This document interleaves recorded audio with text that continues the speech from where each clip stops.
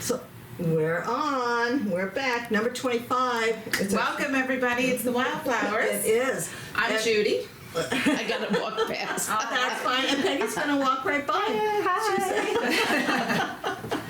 All right, Peggy. So we have an extra. Can we call you a wildflower? You can call me whatever you want. Just don't call me Lady I Bear. can call you a nice guy. Definitely. Peggy, I think you have to move in a little bit. I feel Do like.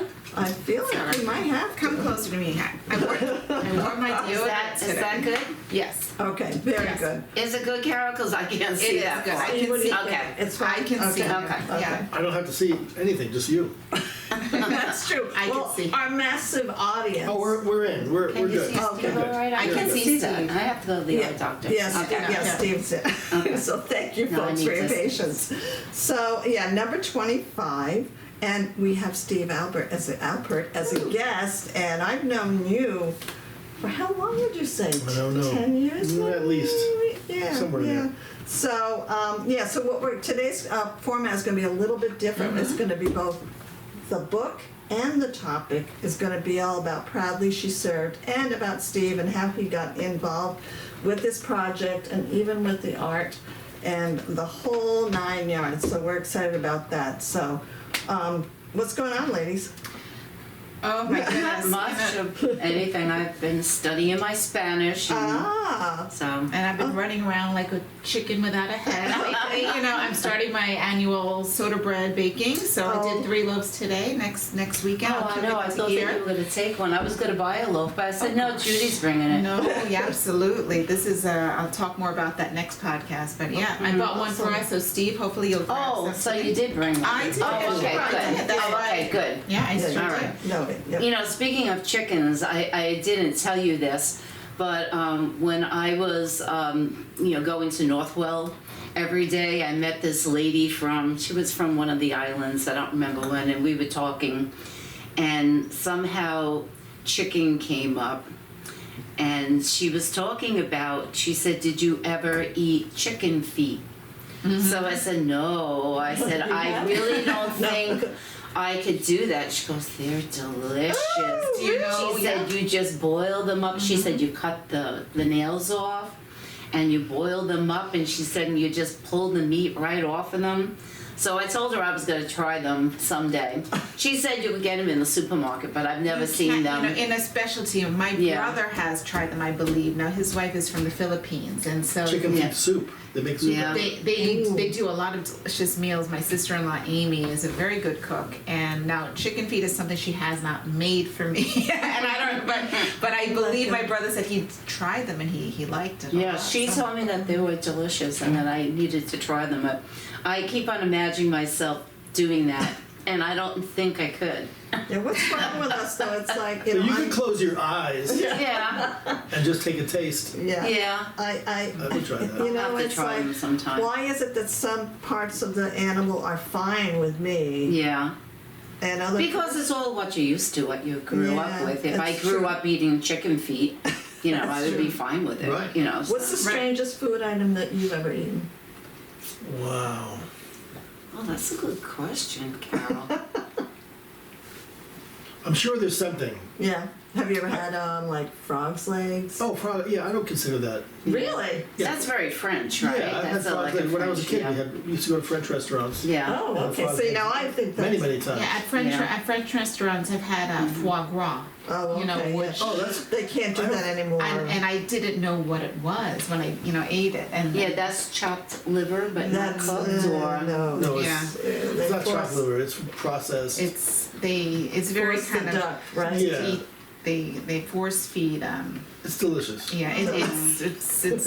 but the way they do it. After I learned it, I said I don't know if I could do that again. Yeah, But yeah. anyway, I think the oddest thing that I didn't taste, but was right there, years ago we went to the Amazon region on a trip, and we were in a little town in Peru, northeastern Peru, and we went to this 365 day a year market, outdoor market. Oh, wow. We went early in the morning, and they were grilling larvae.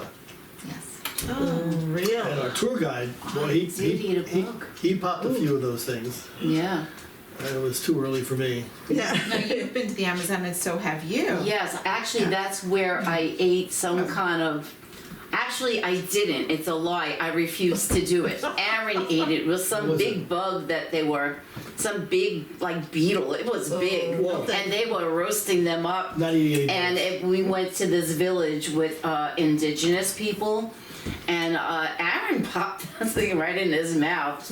I don't know if Samantha tasted it, but I know I did, and I Were said you no. in Brazil or is it? I was in Ecuador. You were in Ecuador? Yeah, Okay. yeah. So there's a big debate whether the Ecuadorians say the Amazon starts in Ecuador and the Right, Peruvians say right. no, starts in Peru. Yeah. Oh, So we interesting. don't really know. Speaking of Peru, they just closed Machu Picchu. I heard They that. closed it to Oh, I didn't yeah. know that. For a while. For a while. Yeah. Not forever. Yeah, just Okay. because so many people are going there and they're like destroying it, Yeah, of course. you know, so. Well, I was just talking to Peggy and Steve before you got here about this new documentary I've been watching with Eugene Levy, and he was on Schitt's Creek, and he's a very funny guy, and he's doing this called The Reluctant Traveler, and so he went to Finland, and I've seen the promos for that. Yes. and so they had him eat reindeer, Yeah. and he was very hesitant to eat the reindeer. Yeah. I've eaten reindeer in Yeah. Stockholm. It was delicious. Oh, And that's really? right. He. It's like steak, I guess. In Iceland, we ate horse. Oh, you did. Well, they breed them for Yeah. like they breed cows. Yeah. Right, right. See, again, And it it's was- that mindset. My son Yeah. ordered it. I couldn't bring myself, but I took a taste and it was delicious. Wow. What, the horse or the reindeer? But well, both really. Yeah. Yeah, I don't find that. I don't know. That's just we don't do that here, but it's not that exotic because it's part of their lives. Right. That's Yeah. a good So point. it's That's a really good point. Yeah. Definitely. Yeah. When we opened up the Borders Books and Music in Westbury, and we had this big, grand launch, we served alligator. You know. Oh, I've had alligator. Yeah. Did not like it. No, I didn't try it. Try it in Actually, Florida. just tasted alligator and he did like it. My grandson, they were in the Keys. Oh, And right. he tasted alligator and he said it was good. Wow. So Okay. is he a adventurous eater then? Look at him. Sometimes. He's not a big eater, but yeah, he will try things. He might never eat it again, but Right. he'll give it a try. Riley would be, no. It's not mac and cheese. Those are her grandchildren. I've had turtle soup on Key Largo. Yeah, I've never had turtle that's soup a either. Keys dish. Yeah, Wow. yeah. Well, you know what I like to taste? Wine. Wine. Wine. Okay, nice Let's segue start with the there, wine. Carol. I love the name Okay. of this wine. So- I know. This Okay. is dedicated to your mom. We'll have to toast her and today. my daughter, that's her middle name. Oh, I didn't know that. It's called. Oh, This wait, is you- called, yeah. Oh, boy, you are anxious, Carol. Not for me. I was fine. How about Yes. I pour it? Okay, We'll yeah, talk you want to about it. pour, and I will pour talk while we about it. All right, Okay, so and this Steve only wine, wants a taste because he's driving. That's it. well, he could have more if he wants. Oh, Right. This is Thank you. called Carmen Gran Reserva, and this kind of wine is a Carmenere. And it used to be like part of the Bordeaux region in France, and it was pretty much exclusively only there. And then it started going extinct, believe it or not, this particular grape. So it's Oh, a wow. medium bodied, it originated in France, but is now almost exclusively grown in Chile.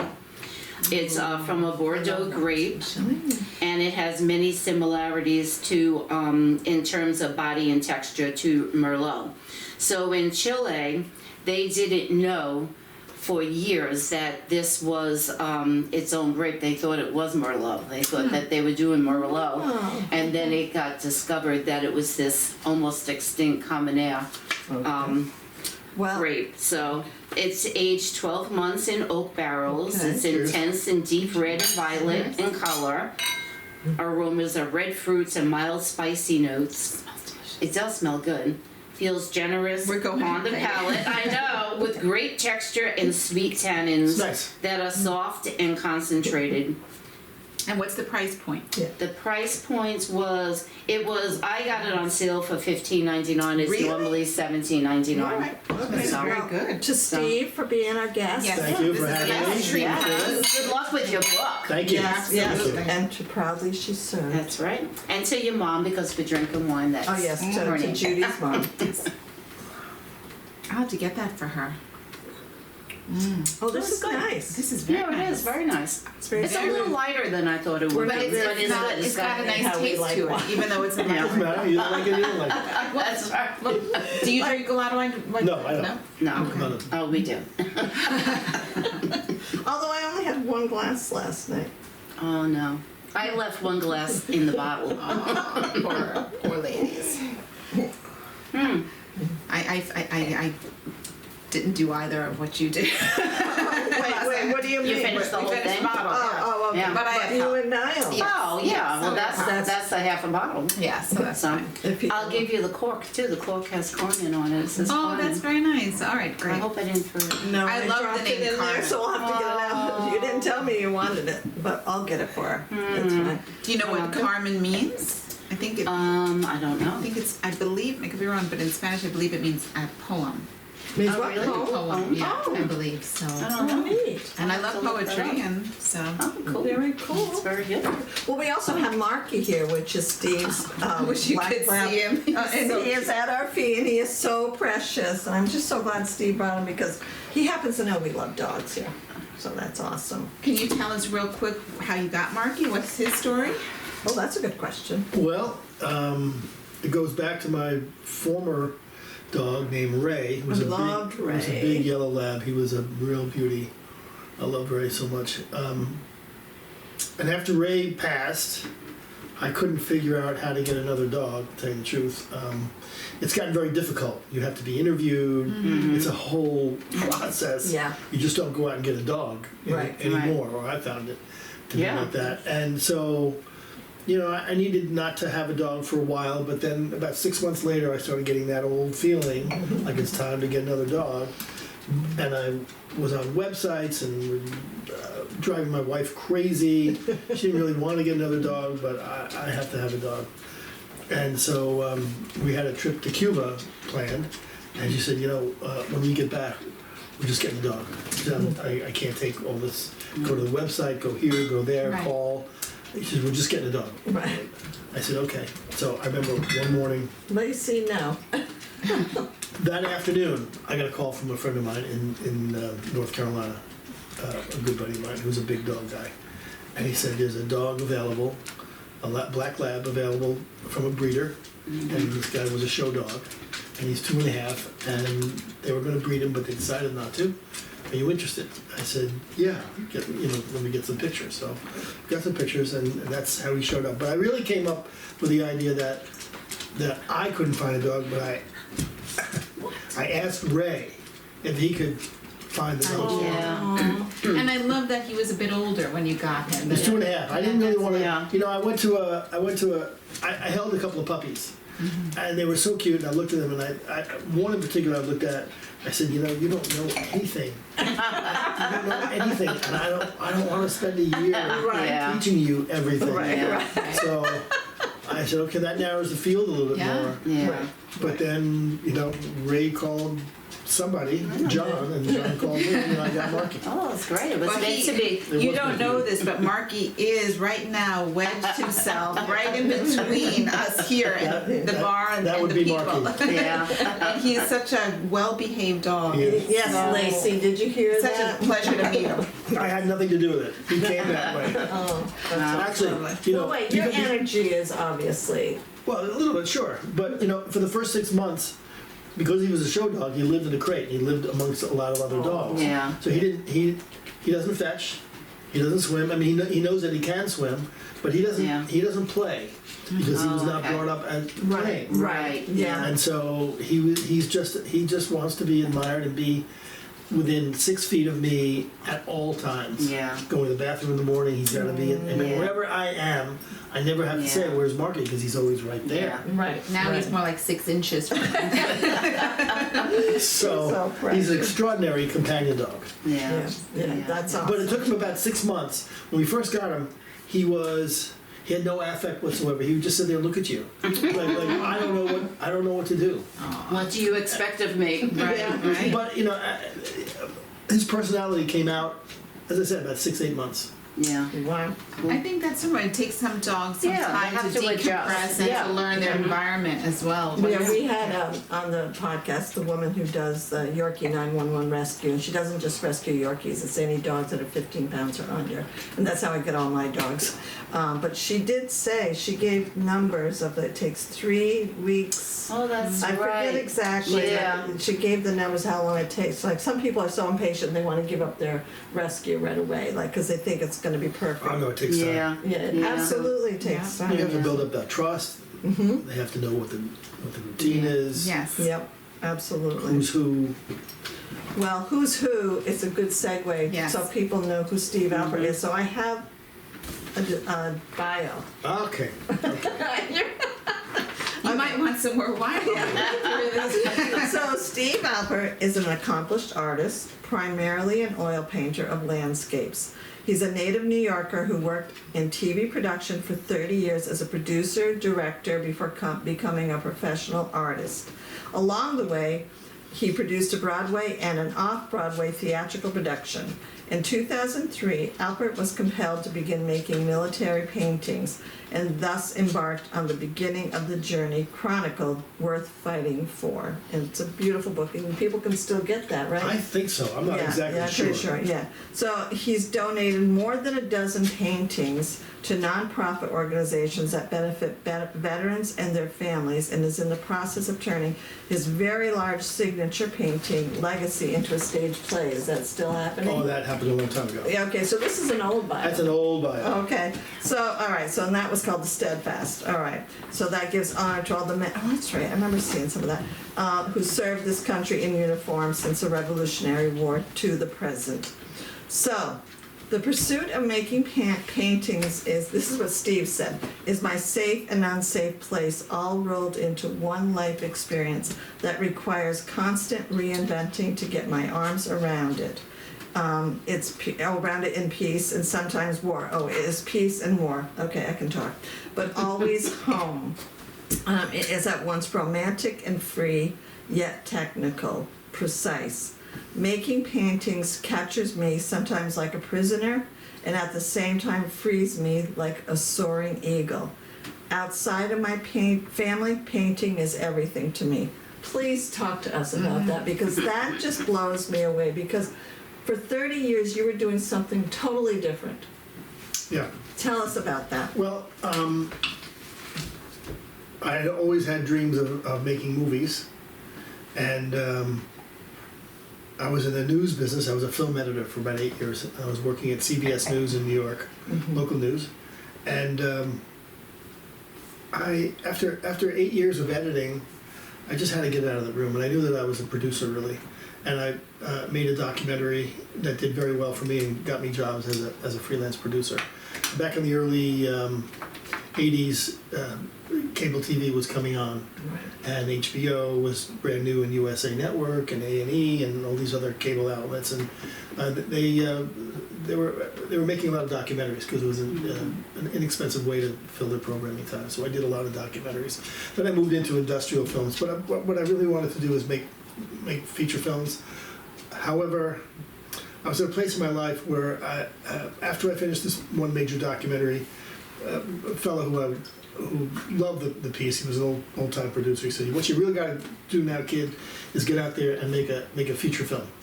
Rocky had just been made a year or so before at that time for a low budget. I think Rocky was made for like $425,000 at that time, and that was a revolutionary type of thing. And so all of a sudden there was all these independent filmmakers out there, and I was encouraged to become one of them. But the truth of the matter was that I was too young. I didn't really know myself, and I didn't really have any stories that I really that were, producer has 5 or 6 stories in their back pocket that they want to tell. At that time in my life, I was just getting through making that documentary and working every day, and I just didn't have those 4 or 5 stories. Years later, I have 400 or 500 paintings that I want to make, but at that time, I went to California for a very short time, and I realized that I'm not a California person, I'm a Manhattan guy, and I love living in Manhattan and have forever. And I didn't want to leave, And I said, okay, I'm gonna kind of give up this dream about being a director of movies, but as long as I can work for myself, that'll satisfy me. So I did whatever I could as a filmmaker to do films and videos for corporations, nonprofits, Fortune 100 companies. Then I did a whole series of comedy shorts that played on the airlines all over the world. Oh. They were a lot of fun. They were in black and white. They were like sped up a little bit. It was just music and sound effects, no dialogue. And produced a bunch of those and tried to get the character that I created onto television, but went to a lot of conventions around the world. Just couldn't get it going. At some point, I just said, I'm just moving on from this. And then I did a series of training videos for the phone company. Did 16 training videos in about 10 months' time, and after that, I said, I am done. He's done. And I said to my wife, I can't do this anymore. She said, well, what are you going to do? I said, I don't know. She says, I'd been a Sunday painter forever. Before I was married, I'd go on trips around the world with watercolors or oil paint sometimes and just go on painting trips. And I said, well, what do you mean? She said, why'd you go for the painting? I said, well, what does that mean? She goes, well, I mean, make paintings and then sell them. I had no idea. I didn't know any other artists. I didn't know anybody, anything. I was like, how do you do that? I don't know. But I started making small little paintings, and we were fortunate enough to be able to purchase a house out in Long Island, further east. And I went to these little arts and crafts fairs that summer, and I was selling 50 paintings a year, 50 small paintings. And then something happened. We went, September 11th, of course, and then in 2003 we went to war, and I had an experience at the Vietnam Veteran Memorial Wall in 1985. I happened to have been there. I wasn't planning to go, but I just found myself there, and I had a very powerful experience. I felt really guilty that I had not served. I had a high lottery number. Vietnam colored all of my generation's life in college. You don't go to college, you're going to get drafted. Right. What's your lottery number? It was all about the Vietnam War. Yeah. And the people I was hanging out with, nobody wanted to go. If I had wanted to go badly enough, I would have had to have graduated high school and gone to service right away. As it happened, I wanted to go to West Point. But it was the body bags were coming back. In fact, I went to my local congressman and asked for an appointment. And he said, you want me to initiate the paperwork? I said, yes, I do.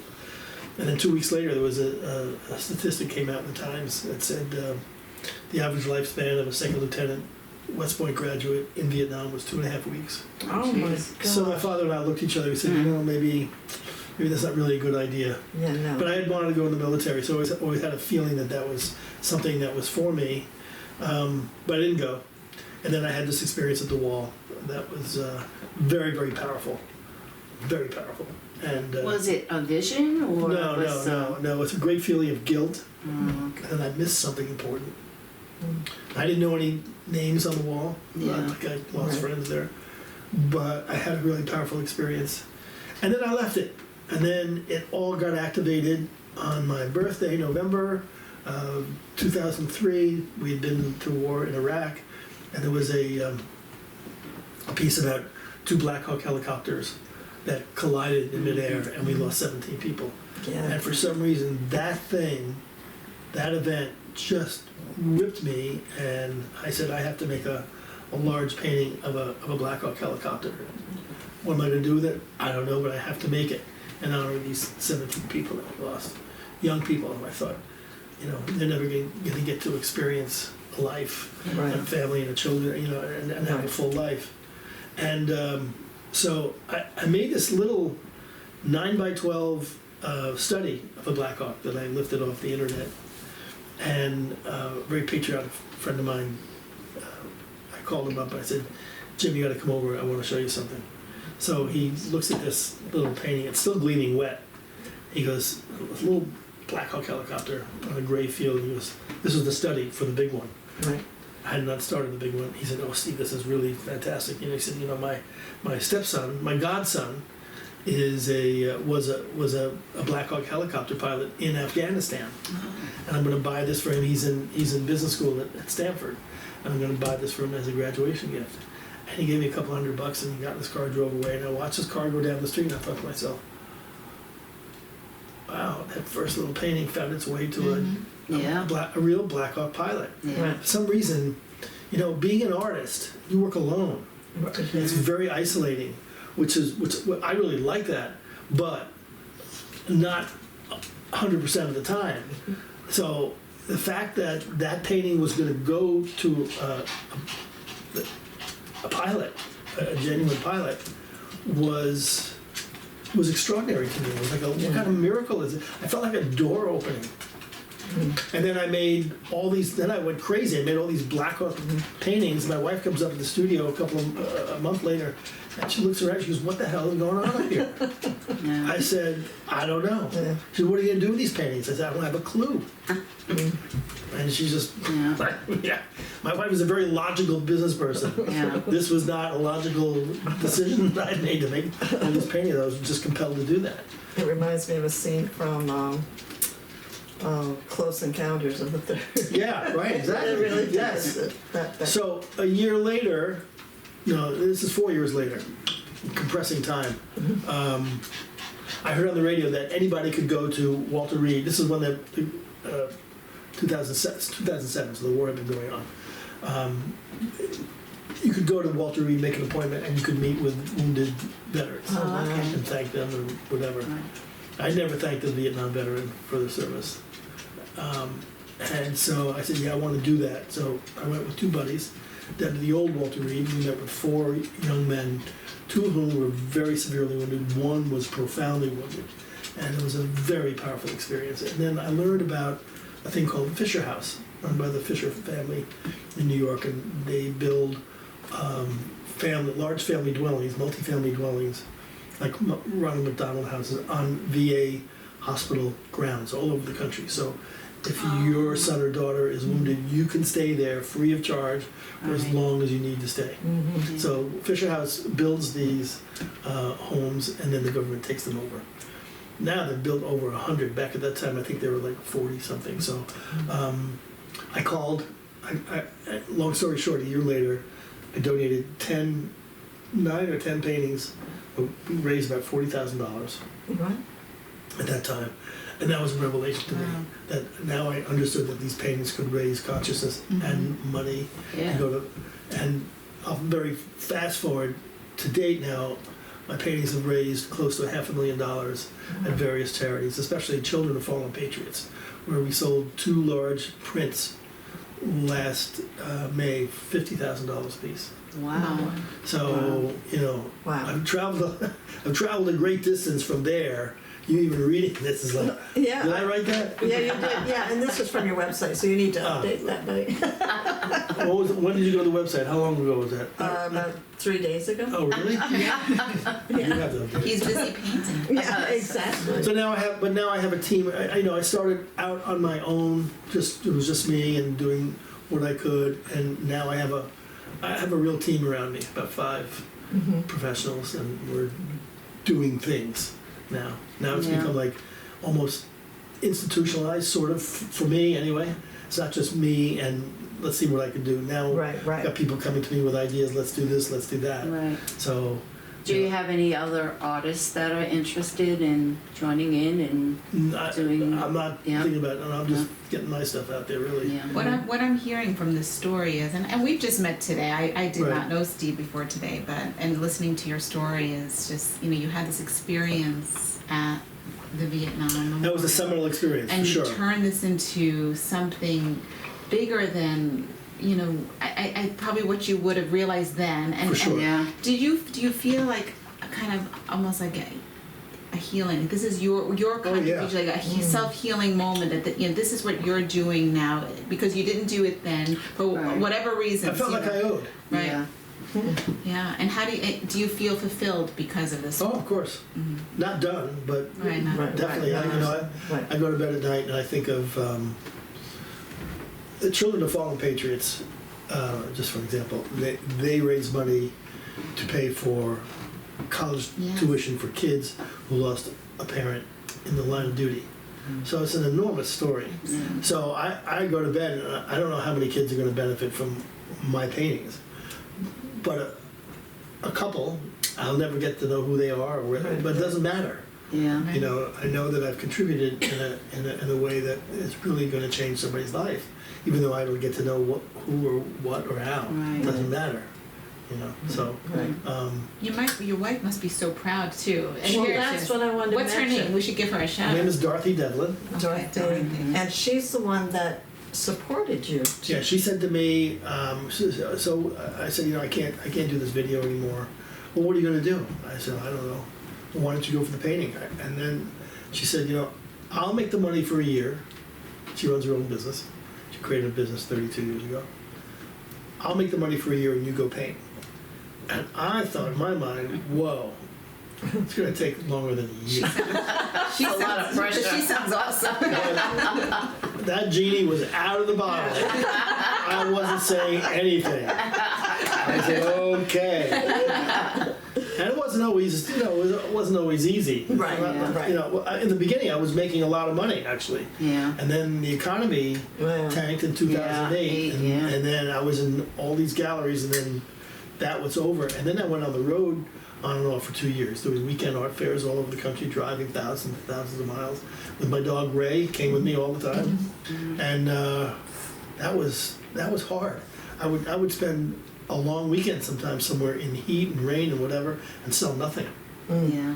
And then so Perseverance. I paid my dues. Yeah, no, You know, you have to absolutely. really. A friend of mine said, "Well, you have to suffer for your art," and I said, "Yeah, you know, you're right. Yeah, You do." Yeah. yeah, definitely. I love some of what you've described. As I've gotten some of my best pieces from probably some of these functions you've talked about. My husband and I, we love to collect art. Your And, husband, tell him about Niall. He Oh. was he was in the military. yeah, oh yes, I come from a military family. My husband was in Oh, the your brother. Navy. Oh, really? And he was an Irish citizen, but he came here when he was 23 Wow. and served here. My father was even. My brother's currently in the Navy. He's a commander in the Navy. He flies. Where is he? He's right now. He's based in upstate New York. Flies. Oh, he flies. I always get it wrong. It's either the Growler or the Prowler. They sound Prowler. too similar. Growler. Okay. Growler is what you drink from. Yes. No. They had They one do have aircraft Growler. that they retired, and then they replaced it with one that sounds just like the other one. I always forget it. But Was he in Plattsburgh? no, Rochester. He was in Rochester. Yeah. But he was based for many, many years in Washington State out in Whidbey Island. Uh-huh. And he just completed a very long sea tour. When the pandemic hit, he was on a boat, and he was one of I think 2 boats. It's either 2 or 4. It's an even number, but it's below 5 that they couldn't put back to land because they were the only ship that didn't have any COVID infections. So what was supposed to be like a 6-month tour ended up being over a year of no shore duty either, not being able to dock or Right. get any any sort of connection to the earth. So that was a strange period for them as well. But when I love art, and Yes, you my do. husband and I, we collect it. We don't know what we admire, but I said when you talk about to hear your story, like what comes from the artist to bring your work with you, and sometimes you sell nothing, and sometimes you do. It's so wonderful when I think from hearing it from a collector, but for your point of view, when you can hear that if it connects and means something to Yes. the person who buys it, Absolutely, that's the whole point. because we only buy what we like, Right. that's Right. it, and it has Right. a meaning. Right. Right. You know, the thing about that I've learned over the years that I feel about men and women who serve, they all woke up one morning and put their clothes on and went down to the recruiting station Wow. and signed a piece of paper Yeah. and made a pledge that they had no idea what would be asked of them. And that's courage. Yeah. Oh yeah. They Absolutely. didn't even know what to ask. Right. Because most of them are so young. Exactly. too. Yeah, I think of my exactly. dad or my husband. Like my dad was 18, I think. You know, Yeah. like you don't know anything that really. So there's a woman, we'll get to the property she served by, but there's a woman here named Miyoko Hijiki, right here, Miyoko. She's from Des Moines, Okay. and she joined the National Guard in Des Moines to help pay for college. I think in 1990, whatever, 2000, whatever it was. And while she was in training, we went to war. The World Trade Center was bombed. Right. And she knew she was going to get called. Yeah. And she did. And so, Yes. Miyoko wound up driving these monster transport trucks in these convoys across the Iraqi desert. At night, during the day, these vast stretches of nothing. You don't know if there's bombs placed out there. I mean, she's not even tall enough to reach half the size of the tire. Wow. She's this little person. She wrote a wonderful book called All I Could Ever Be. It's a great little book. And All I could ever be. yeah, Okay. by Miyoko Ikiji. Okay. We met very briefly in Washington, D.C., Right. long enough to take some pictures and have some coffee. She was in the conference, and she has a very sneaky little sense of humor, and she's really an amazing person. How did you find the subjects for this book? Yeah. That's Okay, so absolutely- this is... No. Jump it up. No, I Are love you it. gonna, you No. gonna show the book? It's like Absolutely. cut it, Yeah, we're gonna, and when okay. we post it, Right. absolutely. So here's how it started. I got a phone call, I got an email from a friend of mine who was a fighter pilot, a Marine fighter pilot in Vietnam era. And he was working at the Pentagon in IT. And he said, there's a woman that you have to meet, there's somebody you have to meet. He sent an email to me and to Dawn Halfacre. And he said, I don't know what would happen between you two, but I just know that the two of you have to meet. So I love that. I met Dawn. I looked her up because her last name was Halfacre. And you don't forget a name like that. And Yeah. I knew I'd heard the name, but I didn't know where. So I looked her up, and she had been on a documentary that James Gandolfini had produced when he was. Oh, yes, I remember that It's called document. Live Day Memories. Yes, I don't even know what remember. a live day was, but a live day is if somebody has a cataclysmic event. They've been shot, they've been blown up, whatever, and they don't die. That's their alive day. Wow. So Dawn Halfacre was a West Point grad. She was a captain. She was in Iraq, in southern Iraq, in Bakuba. And she was a captain in a... anyway, she was in a convoy of 3 MP stations. She was in charge. She was commander of an MP station. And 3 Humvees were on patrol, and she was in the middle one. And an RPG, rocket-propelled grenade, came in through the armor, took off the arm of the guy sitting in front of her, and took off her right arm. She was an amazing basketball player, tremendous athlete. Anyway, so they got her out of there. They put her into a coma. They did surgery in Iraq. Then they sent her to Germany, to Landstuhl, with more surgery. She's still in a coma. And then they sent her to Walter Reed, where she woke up and her father was there. And her father said, "You know, honey, they took your arm." Wow. So Dawn had to reinvent herself, but she did, and she created an IT company that was extraordinarily successful. She sold it 2 years ago for a huge sum of money. Wow. And she's an incredible person. Anyway, so I met her for lunch. So she comes, obviously I knew, I had looked her up, I knew it was her, and we sat down, we had lunch, and I was barely aware of her disability, that she didn't have a right arm, but she comported herself so naturally, and she was funny, and she was, we had a really good time. And I said to her, Dawn, I don't do that. I don't know what I'm asking you, but I want to make your portrait. I was very compelled by her. Mm-hmm. And she goes, what were you doing there? I said, I don't really know, but I want to do that. She said, okay. And she's not someone who goes out and looks for publicity. She's kind of a quiet person, very resolute, very powerful person. I liked her very much. And so I struggled for 4 months making that painting. I was not a portrait artist. That's what blows me I had away. made a few They're beautiful. before. That The was a portraits are question just of mine. absolutely beautiful. So midway through I'm thinking to myself, so why am I just doing one portrait of a woman veteran? What about, I think this should be a series. I think they're an underserved group. And so I said, yeah, maybe I'll do 8. That was only the thought that I had. And then through some people I knew, I was introduced to Linda Maloney. Who, Hi, Linda. Linda and I have become very, very close over the years. I've only seen her in person 4 times in 5 years. And Linda is a former naval aviator, real gutsy gal. I mean, if it weren't for Linda, it would be just a bunch of paintings. Linda created everything and crafted everything around all these paintings. We created a whole program. We didn't even know the name of the project for a long time. We were going to do 8, then it was going to be 10 portraits, and then it became 12. And Senator Tammy Duckworth was one of them, and a woman named Nicole Malachowski, who is a celebrated, you know of her? I've heard of her. Oh, wow. Absolutely. She is just a delight. I love Nicole. Very. Love this one. I I saw know. her on I That's was Louise Rand. surprised to see this She was a one lieutenant. from the 40s. She was a nurse, Yes. Yeah. and she flew with the wounded from Karachi to Cairo, and she was known for making fudge on those flights. Wow. Those flights That's went right. from Karachi, they had to fly over what they call the hump, Yeah. the Himalayas. Wow. At night, Wow. there must have been some hairy Yeah. stuff there. Anyway,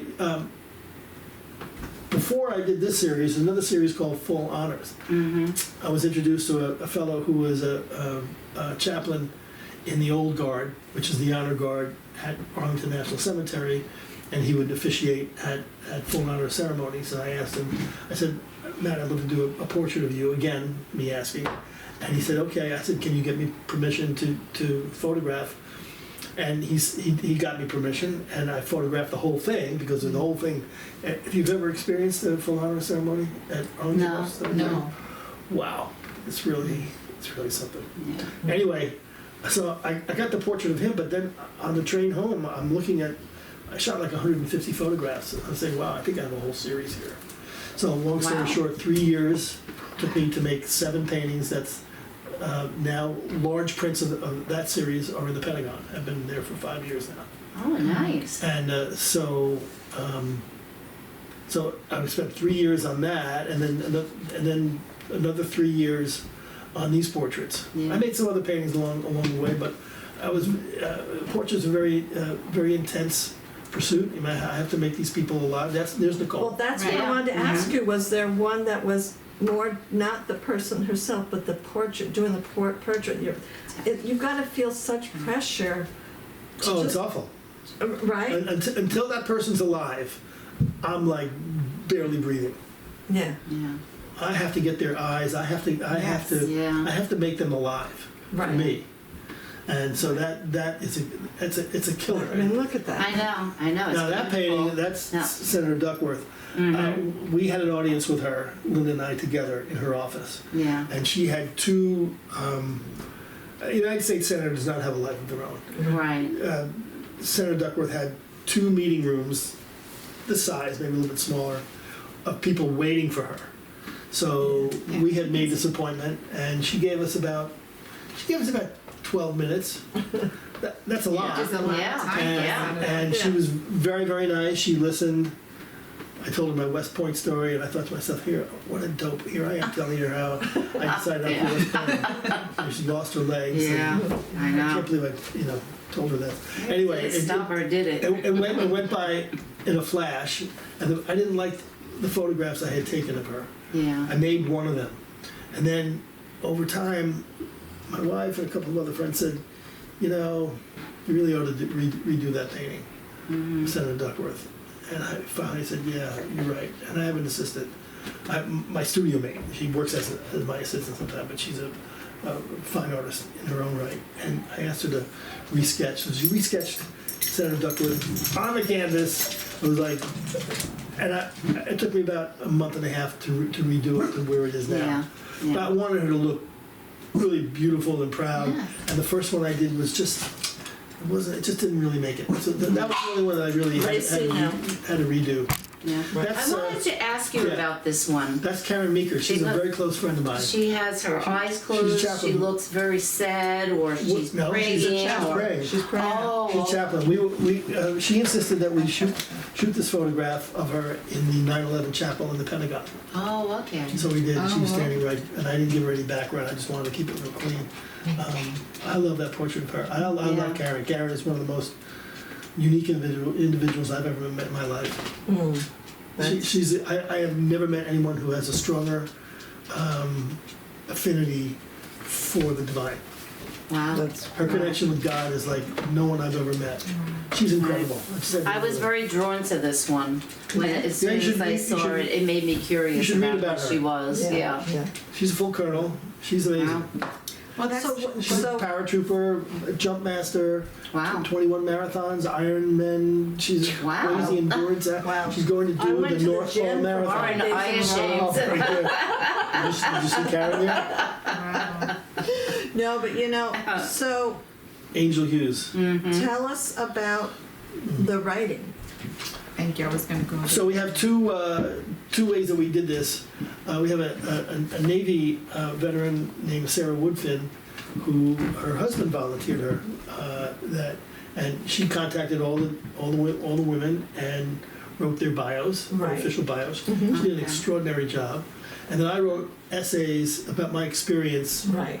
with photographing, getting to know each portrait woman. Is That's this the what I- essay part? And because I notice is the introduction and then the bio. Yeah. So that's. Did Right, you do artist this I part? guess that's Yeah. mine. Yeah. Yeah. So Yeah. that's to me, I love that because I when I read it, It when I has was been mentioned. yeah, and the the responsibility of doing these paintings, I can't even imagine. It's like it's just I want to tell you a story about at the very back, the last one we did. I said to Linda that I really wanted to do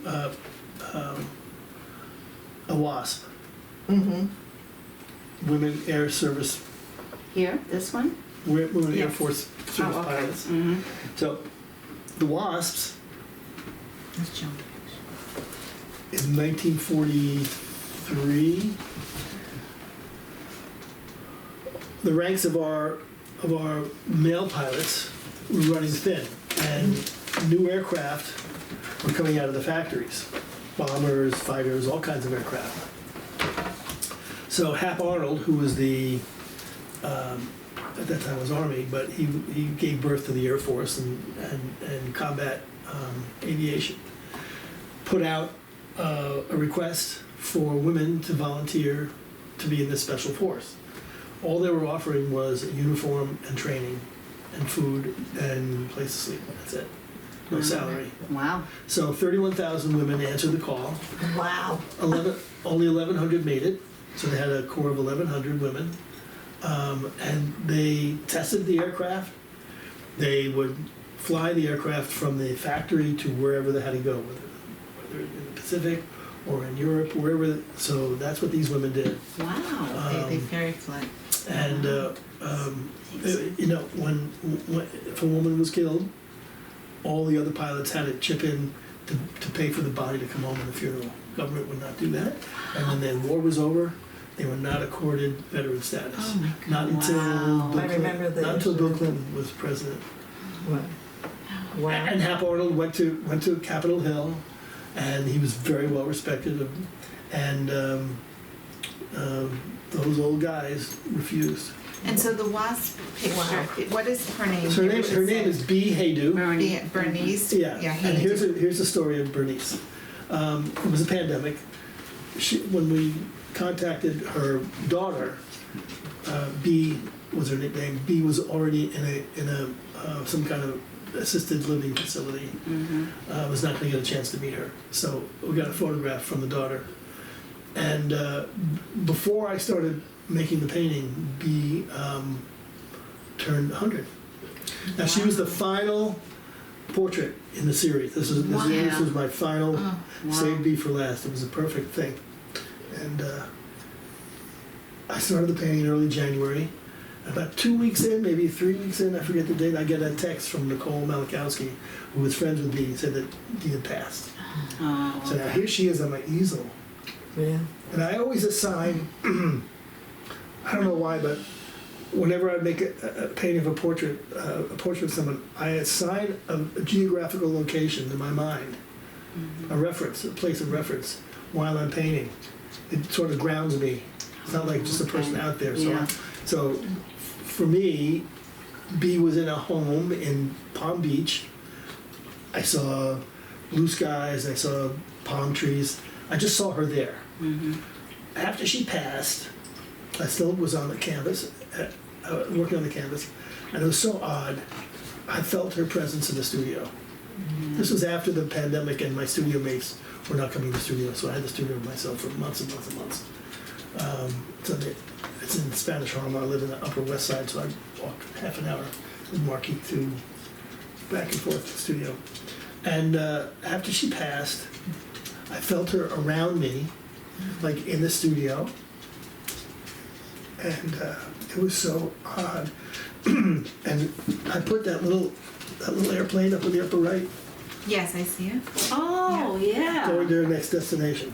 Yeah. So, I got goosebumps. Yeah. so when I finished the painting, I sent the photograph to Diana Potter, daughter, and she said, you know, she didn't know any of this stuff. Okay. She said, I'm so glad you got to spend time with my mom. Aww. Wow. That was a perfect way to end the whole Yeah. series. Yeah. Yeah. 3 years. Wow. What was her reaction to seeing the portrait? Do you know? She loved it. She did. Yeah. She made a couple of comments. I had to go back and change it. but nothing serious. Yeah. Now, was there anybody that wanted something changed? No. There's a cardinal outside my window. Isn't that interesting? Oh. That's B. Yeah, Yeah. I know. Isn't that? That It's is. just No, you know, I was so Lacey. always She's in the moving beginning. the camera. Lacey shifted the. It's okay. It's still, Okay. I can still see Is it. it still good? Okay. Yeah. Yeah. Sometimes my dog hits the thing. Okay. I'm sorry. I felt like sometimes I had to steel myself for a reaction like, Yeah. I hate it, or No. I don't know.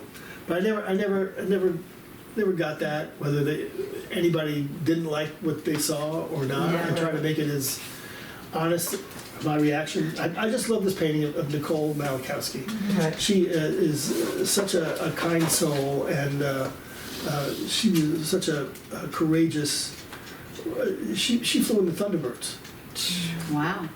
She's like the Wow. real deal. So She was brave. 5 years old. Her dad, she grew up in Colorado. Her dad took her to an air show, and a fighter jet buzzed the field really low. And at 5 years old, she goes, "That's what I want to do." Wow. And she went through the Air Force Academy, and she That's did. amazing. And she did it. These women are all have such extraordinary stories.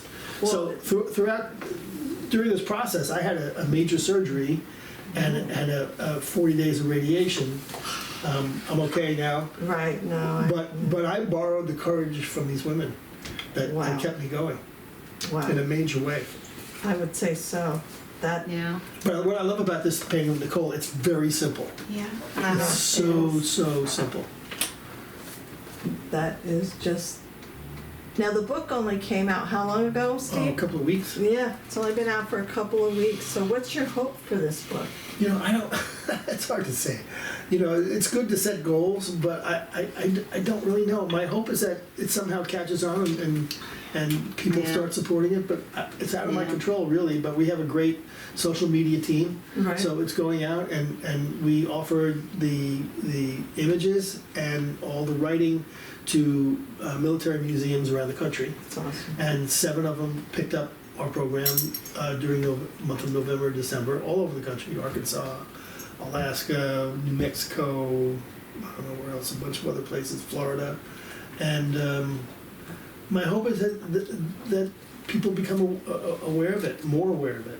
Right. What this would be a perfect thing to introduce children to. Absolutely. What a great collection. For the most part, this is mostly our living history, right? That's and the right. stories of it. And so when we celebrate not only Women's History Month, which we are in, but I mean Right. Veterans Day, how amazing to just be able to show a classroom or, and then That is a read brilliant a idea. blurb, about here. And you never know what would strike. I have 2 daughters, twins, who are, they'll be 14 soon. This Yeah. would be a perfect. It's like that book, Rebel Girls. You know what? I And was that's thinking geared Rebel towards Girls. children, and they're all women, short biographies. Absolutely. Very Same format. totally inspirational. Absolutely. Uh-huh. Every Yep. single one of these women have done Yeah. extraordinary things. I just don't think the young generation is introduced to our living heroes Yeah. enough. I agree with you. And I That's a love good point. how That's a good you point. did this. Well, you should order It's such 1,000 a- copies. You know. Well, you know, Yeah. I'll at least get one for to bring home for my girls. You know, this Yeah. is this You know, is I lovely. brought an extra one. Yeah. Oh gosh. Something Yeah. to give to you. This is my favorite portrait. I just That's love Dawn. this. That was the I first love one. the colors, her hair with the green and the eyes. I and could see you liking it's the very colors, yeah. like Yeah, definitely. So I have to tell you a little That's story John about that painting. Hatmaker. That's Don Hatmaker. yeah. Some people don't like to be photographed. Yeah. Me. And as soon as you bring the camera out, they shrink. A couple of these gals were like that. Dawn was like that. And it was the first one I was coming up with, okay, we'll go to a park and we're going to do this, we're going to do that. Right. And I had lunch with her one day and I pulled the camera out after paying the bill. And as we were getting up, I pulled my camera. I said, let me just take a couple of quick.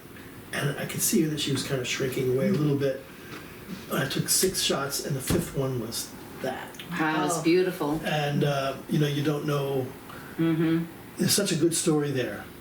I see her tragedy. I see her triumph. Yeah. I see her toughness. I see her softness. I see her beauty. I really struggled with that painting. It was all over the place for months, and then I finally got and I changed the color of her sweater.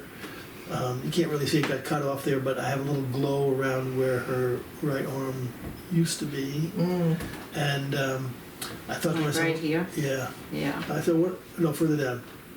Yeah. Oh, okay. I think to myself, Yeah. what do I do with the background here? And you know, there's a whole story about backgrounds of the paintings in this book, because every background had to be a very precise and correct decision. And I always start off with, I'm gonna have an airplane, I'm gonna have this, it's gonna be this thing, and then as time goes on, before I get to it, I say, no. Keep it really, really simple. So for this one, this is the very first one. I didn't really know what to do, but I knew I wanted to do something very simple. And one of my colleagues said to me, I said, "What do you think?" He said, "Well, the background should be what the painting wants." I said, "What?" He said, "Just do what the painting wants it to be." And I had to think about that for a long time. And that's It's exactly what happened. beautiful. It's really beautiful. Yeah. That's exactly what that painting wanted. But it's up to me to intuit what that, you know, each background was way well thought out. Wow. That's But a background in a portrait should never take away Right. from the story. right. But it should be supportive Yep. and not be out of It place in any blends way. right in. It's And I really love this beautiful. part right I know. I Yeah. know. But very, very different from like the B. Hayden portrait. Mm-hmm. Because B, I have her on an old airfield, and I have Yeah. that windsock Right. that was from that era. I looked it up, and That's Yeah. amazing. and I said that's appropriate. That feels right for me. Right. For B. And another is Arabia Shanklin. She front or back? Do you know? I don't really know where she is. She's in there That's somewhere. B, Nicole, So many women here. Louise. So Arabia is Here we from go. a little town in Indiana. She was a great hurdler, great athlete, went to Annapolis. She's going to be in the diplomatic corps at some point, or international relations. She's at the Pentagon right now. But she flew with her Marine husband from San Diego to New York just to take the photograph. Oh wow. And so we met for lunch. They showed up in a nor'easter. Oh boy. In Manhattan, and the wind and the water is just swirling around. They get out of the cab, soaking wet, just 10 steps to the restaurant, and we sat for about 2 hours, and they were such beautiful people. Both of them were so amazing, and so I said, okay, it stopped raining. We went outside, and I always want to look for that Mona Lisa moment where you don't know what they're thinking. But there are 2 women in here, 3 actually, that were undeniable. There's no way, pensive is just not going to work for them. and that was Nicole Malachowski, because she's all about that beautiful girl next door smile. And Angel Hughes, who was a Coast Guard pilot. We went to Indian food. I said, you can come to New York, whatever kind of food you want. Indian, okay. And then we go back to my apartment, and I take her picture, and she wanted to wear her trops, her tropical, her white. And she gave me that big, beamy smile. There was no way that I could paint her in any other way. Anyway, back to Arabia. Yeah. So Arabia's standing there. I said, okay, Arabia, I could see that we're not going any pensive situations with this. She's just too effusive. I said, oh, Sarah, just give me something.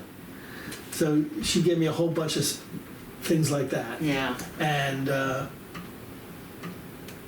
so I was working on that painting 4 months later. I photographed her in April, and I got to it by September because I had a couple of other women in front of her. And I was painting that figure, and then I got word from Linda that Arabia's sister had been murdered that summer at home. Wow. And then that her brother had been killed Oh my gosh. earlier that summer as well. Oh my God. So I wrote her a note and told her how sad I was for her. But in the painting, I said I need to surround her with a lot of light. Yeah. So that's why that became like Oh, that. wow. Because that day was anything but that. Oh, Yeah. sure. So I told Arabia, and Wow. she's a very, very special human being. Yeah. That's Extraordinary. definitely. Gosh. So Well, there's You know, this book is great for the military, obviously, for women, but it's obviously. human stuff. But It's photographers, artists, I think artists would hear your story when you talk about, going through the process. There's a lot of different angles that this book is right for. Yes, history. I was wondering if Steve Israel would be interested in doing an event because his bookstore is so focused on history. Steve Israel was former congressman Yeah, I on know Long that. Island. I know that name. He has a Yeah. bookstore in Oyster Bay. Yes. Oh, really? Yes. Oh, call him up. Theodore's helped him books. open it. I helped him open that store because Wow. I didn't have a general manager. I'm sorry I didn't So- bring 2 books. Yeah, yeah. Well, I'll get you. I'll tell Yeah. you. Give him that one. I'll give No, him I want to give you that one for your daughters. Oh, thank you. Good job there, Judy. She beat you out. Sorry.